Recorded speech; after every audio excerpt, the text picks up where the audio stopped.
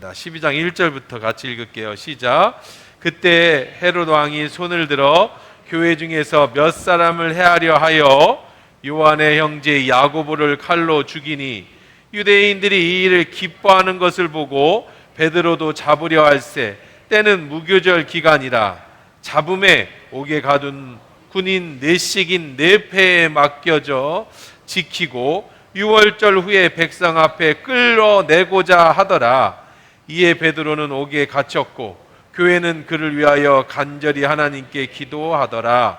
헤롯이 잡아내려고 하는 그 전날 밤에 베드로가 두 군인 틈에서 두 쇠사슬에 매여 누워 자는데 파수꾼들이 문 밖에서 옥을 지키더니 호련히 주의 사자가 나타내매 옥중에 광채가 빛나며 또 베드로의 옆구리를 쳐 깨워 이르되 급히 일어나라 하니 쇠사슬이 그 손에서 벗어지더라.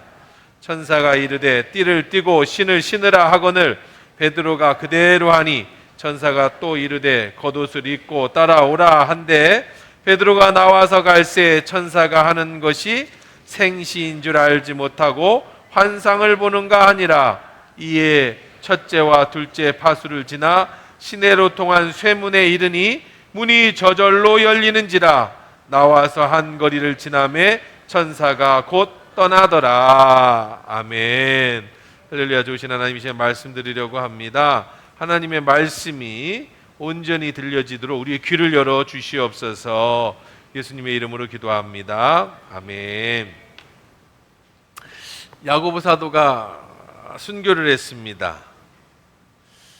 헤롯이 그 여세를 몰아서 그 당시에 초대교회의 핵심 인물인 베드로까지 죽이려고 마음을 먹었습니다. 지난주에 말씀 이어서 봅니다. 유대인들이 이 일을 기뻐하는 것을 보고 베드로도 잡으려 할세. 때는 무교절 기간이라 그랬습니다. 무교절 기간이라 아직 명절이라 사람을 죽이는 것이 탐탁지가 않습니다. 그래서 4절에 보니까 잡아서 옥에 가두고 군인 넷씩 네 패에 맡겨 지켰다. 16명이 베드로 하나를 지켰습니다. 그리고 유월절 후에 백성 앞에서 끌어내고자 하더라. 이제 군인 16명이 베드로를 지켰고 명절이 끝났습니다.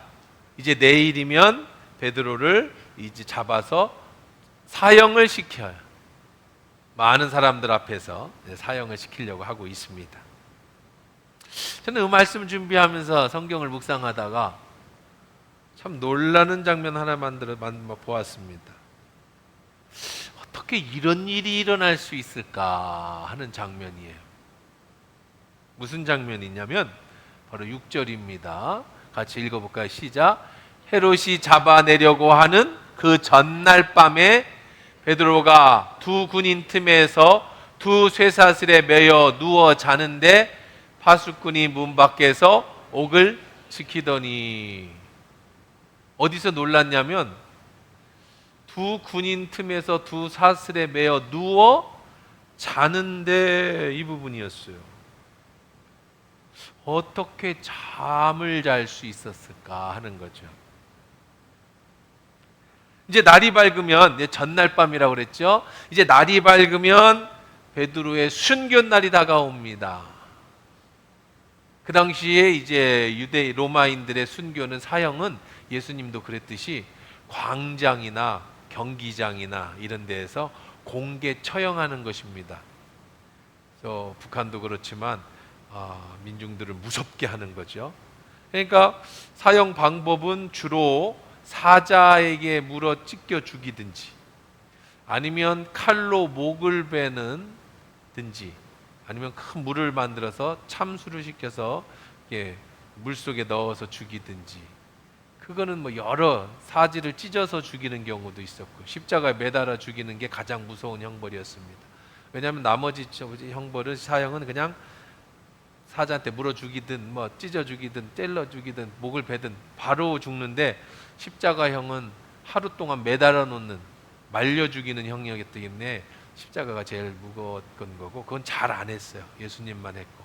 그러니까 아마 야고보도 그 전에 며칠 전에 그렇게 공개 처형을 당했을 겁니다. 베드로도 이제 전날 밤에 그랬으니까 내일이면 공개 처형되려고 왕 헤로드시 이스라엘 사람들을 다 모아서 내일 몇 시에 공개 처형이 있으니까 어디로 모여라 방을 다 붙였을 겁니다. 그런데 베드로가 두 쇠사슬에 매여 잤다. 제가 한번 사진을 찾는데 없어서 한번 만들어 봤습니다. 그림을 좀 그려봐라 해서 만들어 봤는데 썩 마음에 들지는 않아도, 그래서 저런 상태인 거죠. 내가 이제 이렇게 줘봤어요. 챗GPT한테 2명 사이에서 자고 있고 바깥에서 군인이 했더니 좀 만들긴 했는데 썩 그렇게 저런 거보다는 조금 더 모여 있었을 것 같아요. 베드로가, 그런데 문제는요, 쇠사슬에 매여 있었습니다. 착고를 채웠죠. 도망갈까봐. 그래서 베드로가 도망가면 큰일 아닙니까? 내일 이제 공개 재판이 일어서 공개 사형을 시켜야 되는데, 혹시라도 예수님처럼 뭐 부활했다는 소식을 들릴까봐 16명이 군인들이 지하 감옥을 지키고 있고 2명의 군인이 옆에서 바짝 붙어 있습니다. 그리고 사방에는 쇠고랑을 채웠습니다. 얼마나 불편할까요? 근데 거기서 잠을 잤다고 말합니다. 잠이 옵니까? 내일 사형을 당하는데 이제 몇 시간 안 남았습니다. 두 사람이 그냥 계속 잠 안 자고 날 쳐다보고 있습니다. 온몸엔 쇠사슬이 매여 있습니다. 어떻게 잠이 올까? 너무 피곤해서. 어떤 사람 그런 사람 있죠. 머리만 대면 주무시는 분들. 아니면 전날 밤에 베드로가 엄청 피곤했어요. 그래서 잠이 들은 걸까? 잠깐 졸 수 있죠. 사람이 이렇게 내일 아무리 죽어도 너무 피곤하면 힘들면. 그런 걸까요? 예수님은 십자가를 지시기 몇 시간 전에 흐르는 땀방울이 핏방울이 되도록 하나님 앞에 간절히 기도했어요. 주님, 이 잔을 내게서 옮겨주십시오. 이렇게 기도를 했습니다. 예수님도 죽기 전에는 그렇게 괴로워하시고 하나님의 뜻을 찾았는데 베드로는 예수님보다 더 담대한가요? 저는 제 삶에서 제일 문제 하나를 꼽으라면 잠을 잘 못 자요. 잘 잘 때도 있는데 못 잘 때가 많아요. 예민해요. 신경이 굉장히 예민한 사람이에요, 제가. 그래서 잠을 옮긴다든지 옆에 누가 코를 곤다든지 아니면 좀 뒤척이면 잠을 잘 못 잡니다. 평상시에도 잠을 잘 못 자요. 또 새벽 기도를 나와야 되기 때문에 또 못 자면 아주 수면이 질이 좀 많이 떨어집니다. 그래서 저는 잠 잘 자는 사람이 제일 부러워요. 그런데 베드로 군인 16명이 쇠사슬에 묶여 이제 날이 밝으면 공개 처형을 당하는 입장인데 잠을 잤다? 이야, 부럽습니다. 아마 사람을 몇 명씩 죽인 연쇄살인범도 죽기 전날에는 잠을 못 잘 것 같습니다. 그럼 원래 베드로가 이렇게 대범한 사람이었나? 성경에 보면 그렇지는 않습니다. 베드로가 예수님 십자가 달리기 전날 밤에 멀찌감치서 예수님을 지켜보다가 아주 어린 여자 종이, 계집종이 저 예수님 제자다라는 말을 듣고는 불같이 흥분해서 예수님을 저주하고 나는 제자가 아니다 부인하고 도망쳤던 아주 소심하고 겁 많은 사람입니다. 겉으로는 막 칼을 휘두르면서 말고의 귀를 자를 정도지만 또 두려울 때는 예수님을, 부활하신 예수님을 만나고도 나는 고기 잡으러 간다 할 정도로 그렇게 연약한 사람이 베드로였습니다. 그런 베드로가 어떻게 이렇게 숙면에 취할 수 있었을까? 그럼 또 한 가지 궁금합니다. 좋은 거 아니에요? 졸은 거? 잠시 졸 수는 있죠. 7절 8절을 한번 읽어봅시다. 시작. 호련히 주의 사자가 나타나매 옥중에 광채가 빛나며 또 베드로의 옆구리를 쳐 깨워 이르되 급히 일어나라 하니 쇠사슬이 그 손에서 벗어지더라. 천사가 이르되 띠를 띠고 신을 신으라 하거늘 베드로가 그대로 하니 천사가 또 이르되 겉옷을 입고 따라오라 한대. 자, 여기서 한번 찾아볼게요. 호련히 주위의 사자가 옥중에서 광채가 빛났다. 제가 또 한번 찾아봤습니다. 그림으로. 이야, 이렇게. 여러분, 잠을 못 자는 사람은요, 잠을 좀 잘 자려면 암막 커튼을 잘 쳐야 됩니다. 그 빛이 들어오면은 안 돼요. 예민해서. 저도 그래서 새벽기도 끝나고 나서 낮에 좀 자려면 암막 커튼을 잘 치는데, 싸구려 암막 커튼을 사가지고 빛이 들어와. 그래서 다이소에서 또 하나를 더 사가지고 뒤에다가 붙였는데, 그래도 어떻게 잘 쳐야지. 조금만 세면 거기로 빛이 들어와요. 그래서 깰 때가 있습니다. 이 빛이 들어오면 사람이 잘 깨죠. 근데 한번 보십시오. 살아보니까 호련히 주의 천사가 옥중에 뭐가 났어요? 광채가 빛났대요. 근데 베드로가 좋은 거예요? 잔 거예요? 푹 잤어요. 왜냐하면 베드로 옆구리를 쳐서 깨워. 저도 생각해, 옆구리를 어떻게 치는 거예요? 이렇게 치는 거예요? 어떻게 쳤겠어요? 옆으로 발로 쳤겠지. 나중에 천사 하늘나라 가면 베드로한테 한 소리 들을 것 같아요. 야, 잘 깨우지. 사람 깨우는데 왜 옆구리를 쳐서 깨우냐. 흔들어 깨울 수도 있고 조용히 귀에다 대고 일어나 할 수도 있는데, 아마 급하게 일어나니라 하니까 급한 상황이었는가 봐. 그래도 그렇지, 옆구리를 팔로 쳐서 그제서야 어떻게 했다? 베드로가 급히 깜짝 놀라서 일어났다는 거야. 푹 아주 숙면에 취해졌어요. 쇠사슬이 그 손에서 벗어진다. 여기까지는 그래도 괜찮은데, 그 전에 저는 더 놀란 게 그 다음 구절이에요. 보세요. 천사가 이르되 어떻게 해요? 띠를 묶고 신을 신고 하거늘 베드로가 그대로 하니 천사가 또 겉옷을 입고 따라. 베드로는요, 좋은 게 아니에요. 아예 뭐 하려고 했어? 자려고 신발도 벗어서 옆에 놓고, 허리띠도 다 풀러놓고, 겉옷도 다 덮고, 깔고 덮고, 아예 뭘 할 생각이었어요? 잘 생각이었어요. 조바심에 졸다가 깬 게 아니고, 깜빡 졸은 게 아니고, 아예 베드로는 뭐 할 생각이었다? 잘 생각이었다는 거예요. 여러분, 이게 가능한가요? 너무 피곤해서 잠은 잘 수 있겠지만 이게 가능해요? 몇 시간 뒤면 공개적으로 사자한테 물려 죽을지, 사지가 찢어져 죽을지, 목을 베는 참수를 당할지 알 수가 없는 상황인데 어떻게 잠이 들었을까? 어떻게 그렇게 깊이 잠들어서 천사가 발로 차야 깰 정도로 이런 잠이 들었을까?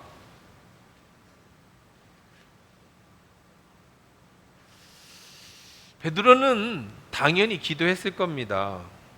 간절히 기도했겠죠. 자신이 기도한 대로 풀려나기를 바랬을 겁니다. 그리고 죽어도 하나님의 은혜, 살아도 하나님의 은혜라는 확신한 믿음이 베드로에게 있었어요.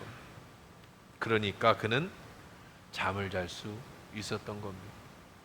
저는 이걸 통해서 기도의 목적을 다시 한번 발견했습니다. 여러분, 기도가 뭡니까? 우리 지난주에 이어서 그래도 기도해야 된다. 이 시간에 지금 예루살렘 교회인들은 잠 안 자고 베드로를 위해서 기도하고 있습니다. 자, 베드로도 기도를 당연히 했겠지요. 베드로가 왜 기도를 안 했겠습니까? 자기가 내일 죽게 됐는데 베드로는 기도를 안 했겠습니까? 그 비슷한 상황에 있던 사람이 바울이죠. 바울과 실라가 역시 빌립보 감옥에 갇혔을 때입니다. 그때 사도행전 16장 22절에 보면 한밤중에 바울과 실라가 기도하고 하나님을 찬송하며 죄수들이 들었다. 내일 잡혀가는 베드로는 분명히 기도했을 겁니다. 그러고 기도가 끝나고 나서 기도가 끝났어요. 그 다음엔 어떻게 했다고요? 잘 준비를 하고 숙면에 취했다라는 거예요. 그게 어떻게 가능합니까? 베드로는 믿었어요. 뭘 믿었어요? 그냥 마음으로 믿은 게 아니라 진짜로 믿어졌습니다. 내일 하나님이 날 살려줄 거다. 천사가 날 깨워서 데리고 나갈 거다. 나는 절대 안 죽는다. 이걸 믿었을까요? 절대로 아닙니다. 그럼 야고보는 안 믿어서 죽었습니까? 스데반은 기도 안 해서 죽었습니까? 아니에요. 베드로는 나중에 순교합니다. 언젠가는 죽습니다. 그럼 베드로가 믿었던 건 뭐예요? 베드로가 기도했지만 그렇게 잠 잘 수 있었던 건 잘 잘 수 있었던 건 뭐 때문에 그래요? 기도의 힘은 여기에 있어요. 살고 죽는 것은 하나님 손에 달렸다라고 하는 분명한 믿음.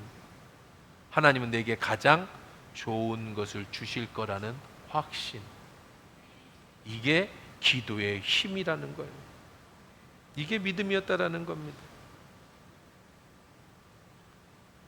왜 베드로를 하나님이 감옥에 넣었습니까? 하나님이 왜 어려움을 처하게 했습니까? 왜 스데반이 죽음을 당하게 했습니까? 왜 야고보를 죽이셨습니까? 왜 하나님은 베드로를 안 돌보셨습니까? 이게 기도가 아니에요. 이게 믿음이 아니에요. 기도해서 제발 나는 감옥에 안 가게 해주세요. 기도해서 나 제발 안 죽게 해주세요. 기도해서 제발 하나님 나에게 어려움을 당하지 않게 해주세요가 기도가 아니라는 겁니다.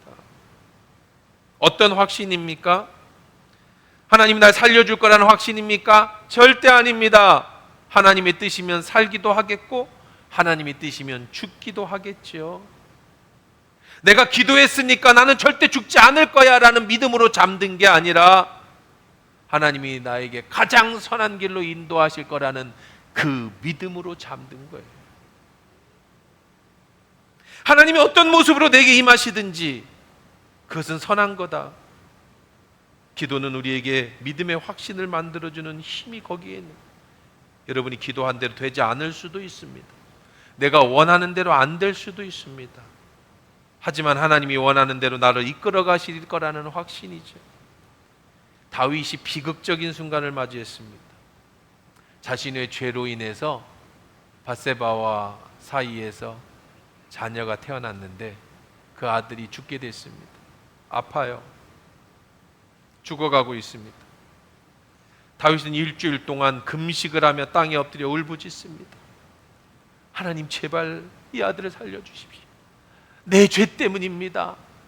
그런데 아들이 죽으면 안 됩니다. 얼마나 간절히 일주일 동안을 금식하며 기도하든지 신하들이 무서워서 다윗 옆에 가지를 못해요. 음식도 먹지 않습니다. 일으키려고도 일어나지도 않습니다. 그런데요, 일주일 만에 아들이 죽어버렸어요. 이제 누가 가서 그 무서운 소식을 다윗에게 전할 겁니까? 결국 어느 수 없이 다윗이 그 소식을 듣습니다. 근데 다윗은 벌떡 일어나더니 목욕을 하고 몸을 씻어서 목욕을 하고 옷을 갈아입고 성전에 들어가서 예배를 드리고 그리고는 집에 들어와서 음식을 먹었어요. 너무나도 놀라운 일 아닙니까? 그때 신하가 묻습니다. 아니 이게 어찌 됨입니까? 다윗이 이렇게 고백합니다. 같이 읽어봅시다. 시작. 아이가 살았을 때 내가 금식하고 운 것은 혹시 여호와께서 나를 불쌍히 여기사 아이를 살려주실는지 누가 알까 함이거니와 지금은 죽었으니 내가 어찌 금식하랴? 내가 다시 돌아오게 할 수 있느냐? 나는 그에게로 가려니와 그는 내게로 돌아오지 아니하리라. 이게 기도예요. 이게 믿음이에요. 어떤 사람은 기도한 대로 안 됐다고 하나님 앞에 화를 내고, 어떤 사람은 내가 이렇게 열심히 기도했는데 왜 내 기도 안 들어주냐고 하나님은 안 계시다고 하고. 근데 다윗은 살려달라고 눈물로 간절히 기도했지만 하나님이 그 아들을 데려가셨을 때 먼저 깨끗하게 씻고 성전에 가서 예배했어요. 감사 예배 드렸다고. 그것이 하나님의 뜻이려면 저는 그 뜻을 따르겠습니다. 나는 그에게로 가겠지만 죽은 그 아들이 내게로 올 수 있겠느냐? 이미 다 끝난 일인데 내가 낙심하고 있어서 뭐 하겠니? 하나님은 더 선한 길로 인도하실 것이다. 그 뒤에 태어난 아들이 솔로몬입니다. 이것이 믿음의 사람의 모습입니다. 기도할 때는 간절히 기도하되 하나님의 응답이 분명해지면 그것을 받아들이는 거예요. 그리고 일어서는 겁니다. 무너지지 않고 예배의 자리로 나아가는 겁니다. 베드로가 잘 잘 수 있었던 것은 하나님이 살려주시겠지가 아니에요. 살고 죽는 문제가 아닙니다. 내가 기도한 대로 이루어지겠지가 아닙니다. 하나님이 가장 좋은 것을 주실 거라는 확신한 믿음이 있기에 죽음 앞에서도 편안한 숙면에 취할 수 있었던 것이죠.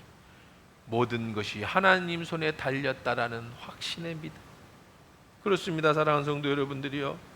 살고 죽는 것은 하나님 손에 있어요. 우리는 그래도 기도할 뿐입니다. 우리가 기도할 때 무엇인가를 창조해내는 것이 아니라고 말씀드렸죠. 하나님이 해놓으신 선한 것을 선택하는 거라고 말씀드렸죠. 하나님이 나에게 가장 좋은 것을 주실 거라는 확신을 선택하는 것이 기도라고 말씀드리지 않았습니까? 그리고 그것을 선택했다면 받아들이는 거예요. 그것이 기도입니다. 그러니 우리의 모든 기도는 다 응답됩니다. 하나님 앞에 올려진 모든 기도는 가치 있습니다. 숭고합니다. 기도는 그 자체로 하나님을 만나는 영적 체험입니다. 응답은 내 뜻대로 되는 게 아니에요. 응답은 하나님이 원하시는 대로 되는 겁니다. 그냥 기도하는 그 자리가 이미 하나님과 마주 앉는 자리이고, 그래서 그 기도 자체가 숭고하고 그 기도 자체가 하나님 앞에 거룩한 가치 있는 일이라는 거예요. 그러면 어차피 하나님이 다 정해놓은 일인데 우리가 기도하는 것이 무슨 의미가 있습니까? 지난주에도 말씀드린 것처럼 좋은 선택이라고 말씀드렸어요. 그럼 기도하는 사람에게 준 하나님의 축복은 뭡니까? 오늘 베드로가 받은 축복이 그 축복이에요. 내일 죽음이 와도 그 앞에서 숙면을 취할 수 있는 축복. 어떤 환경에서도 어떤 상황에서도 흔들리지 않는 축복인 줄 믿습니다. 우리가 금요일마다 내적 치유 시간을 가지고 있습니다. 저는 목회를 하면서 왜 많은 사람들이 예수를 오래 믿어도 변화되지 않을까라는 고민을 많이 해왔습니다. 왜 20년, 30년 예수를 믿는데 그의 마음에 평안이 없고 기쁨이 없고 그의 삶이 나아지지 않을까? 왜 그의 가정이 회복되지 않을까? 자녀와의 관계가 회복되지 아니하고 부부와의 관계가 회복되지 않을까? 말씀이 부족해서일까? 기도가 부족해서일까? 그런 고민을 많이 해봤습니다. 하나님이 환경을 바꿔주시지 않아서 그런가? 축복을 덜해줘서 그런가? 그런데 많은 분들을 돌아보면서 그것이 아니라는 걸 알았어요. 분명히 20년 전보다 하나님은 그 집에 많은 축복을 주셨습니다. 분명히 옛날보다 하나님이 그 사람의 환경과 삶을 많이 바꿔주셨어요. 그런데도 여전히 그 사람이 바뀌지 않으니까, 사람이 바뀌지 않으니까, 환경이 아무리 바뀌어도 여전히 그는 그런 고통 속에 살아가고 있다는 걸 깨닫게 됐습니다.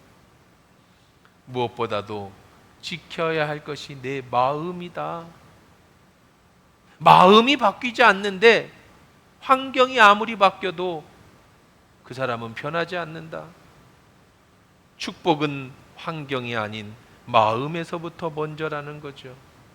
내 마음이 치료되고 내 마음이 하나님 안에서 믿음으로 확신이 차니까 그때 여전히 환경은 어렵지만 그리스도의 평강이 내 마음을 지배하는 것이고, 그 어려운 환경 속에서도 감사할 수 있고 그 어려운 환경 속에서도 기뻐할 수 있는 거고, 환경이 아무리 좋아져도 예수 그리스도의 평강이 그 마음에 없으면 여전히 그는 고통 속에 살아가는 삶뿐이라는 것을 알았죠.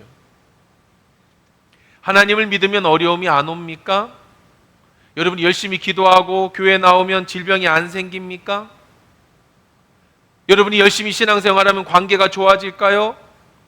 여러분이 열심히 교회 다니면 부자가 될까요? 네, 그럴 수 있습니다.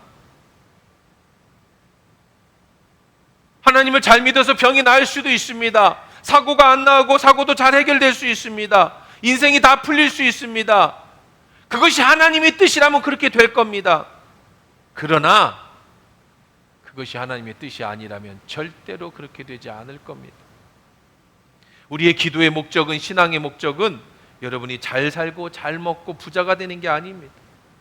하나님은 내가 원하는 대로 나를 만드시는 분이 아니시라는 거예요. 여러분이 원하는 대로 하나님이 들어주시는 그런 우상이 아니라는 겁니다.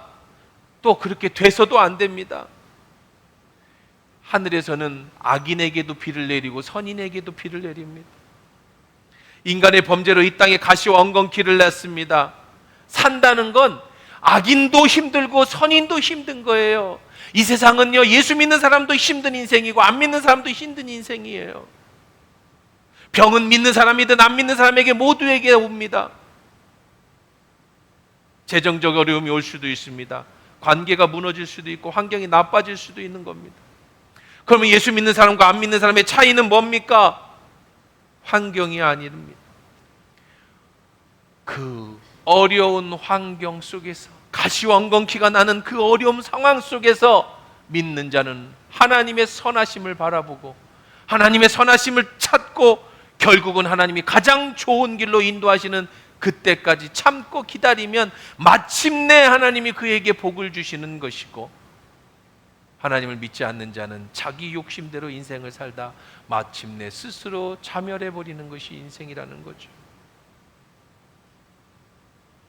믿는 사람과 믿지 않는 사람의 차이는 환경이 아니에요. 그 환경 속에서 하나님의 은혜로 평안을 누리느냐, 그 어려운 환경 속에서도 하나님이 주시는 기쁨의 축복의 삶을 살아내느냐, 그 환경이 나쁘고 어려운 것도 이길 힘을 가지느냐, 견딜 수 있는 능력이 있느냐가 바로 믿음의 사람이냐 아니냐를 보여주는 척도예요. 베드로가 살아나서 하나님의 사람이 아니고, 기도했더니 이루어져서 하나님의 사람이 아니고, 여전히 죽을 수밖에 없는 환경 속에서도 편안하게 주님을 믿고 숙면할 수 있기에 그가 믿음의 사람이었다라는 거죠. 형들은 요셉을 죽이려 했습니다. 인신매매로 팔아버렸습니다. 팔려간 요셉은 누명을 쓰고 감옥에 갔습니다. 모든 것이 다 무너졌습니다. 환경은 다 무너졌습니다. 그때마다 요셉이 기도하지 않았겠습니까? 형들이 팔았을 때, 빈 우물에 갇혔을 때 살려달라고 하나님 앞에 기도하지 않았겠습니까? 보디발 집에 종으로 팔려갔을 때, 그리고 거기서 오해를 받았을 때 하나님 내 누명을 벗겨달라고 기도하지 않았겠습니까? 감옥에 가서 하나님 나는 억울합니다, 나를 살려달라고 기도하지 않았겠습니까?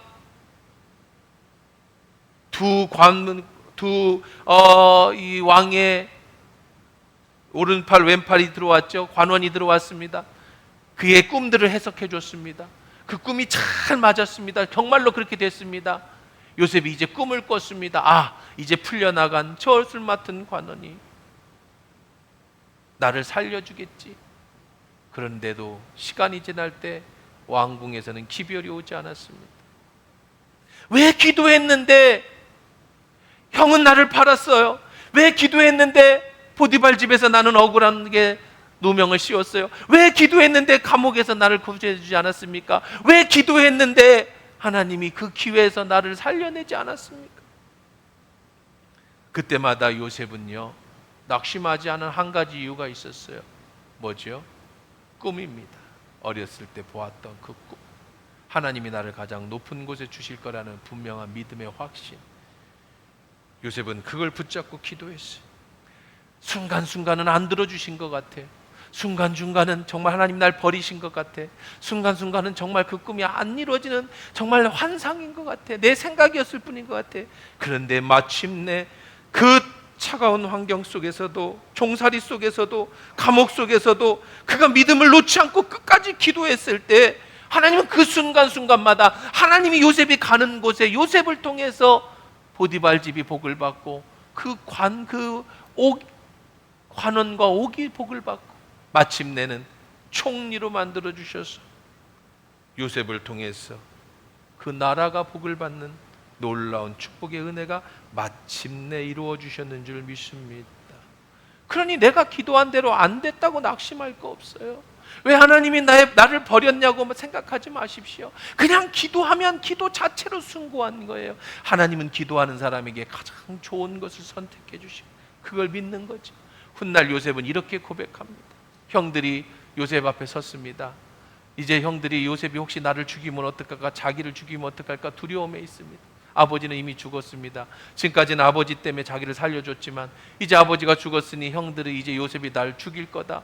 그때 요셉이 형들에게 이렇게 말합니다. 창세기 50장 20절이 같이 읽읍시다. 시작. 당신들은 나를 해하려 하였으나 하나님은 그것을 선으로 바꾸사 오늘과 같이 많은 백성의 생명을 구원하게 하시려 하셨나니. 당신들은 날 죽이려고 그런 환경을 만들었지만 하나님은 그 모든 것을 선하게 바꿔주셨습니다. 이것이 요셉의 끝까지 가진 믿음의 고백이었죠. 우리 인생 힘들어요. 어렵습니다. 그래서 기도하는 겁니다. 고린도후서 4장 8절에 우리의 인생을 이렇게 얘기합니다. 우리가 사방으로 우겨싸움을 당하여도, 우겨싸움을 당한다는 건 나 가운데 놓고 적들이 나를 죽이겠다고 나를 싸맸다는 겁니다. 그런데 나는 쌓이지 않는다. 답답한 일을 당했어요. 근데 난 낙심하지 않는다. 박해를 받았어요. 근데 나는 버림받지 않는다. 거꾸로 뜨림을 당했어요. 그래도 나는 망하지 않는다. 왜요? 우리가 항상 예수의 죽음을 몸에 짊어짐은 예수의 생명 또한 우리 몸에 나타나게 하려 합니다. 예수님이 나를 위해서 십자가에 죽어주셨고 부활하신 것처럼, 그래서 우리에게 생명을 준 것처럼, 네가 뭔데? 환경 네가 뭔데? 네까짓 게 뭔데 나를 죽이려고 하느냐? 나를 에워싸고 나를 거꾸로 틀리고 나를 죽이려 한다 할지라도 나는 절대 그렇게 되지 않는다. 왜? 나를 지키시는 예수의 생명이 내 안에 있기 때문이다. 할렐루야. 시편 기자는, 다윗은 이렇게 고백합니다.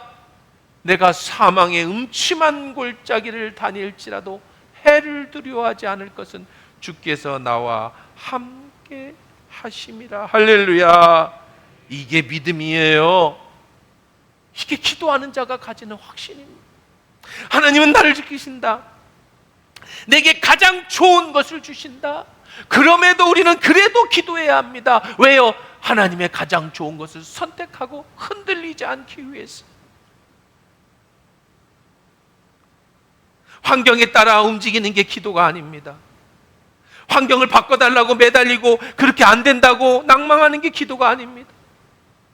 환경이 아무리 좋아져도 내게 믿음이 없으면 나는 또 다른 환경에서 떨게 될 겁니다. 진짜 믿음은 그 환경 속에서, 그 상황 속 가운데서도, 어떤 상황 속에서도 하나님을 의지하고 두려워하지 않는, 그 속에서 숙면을 취할 수 있는, 이것이 기도의 능력이죠. 베드로는 내일 사형장에 끌려갑니다.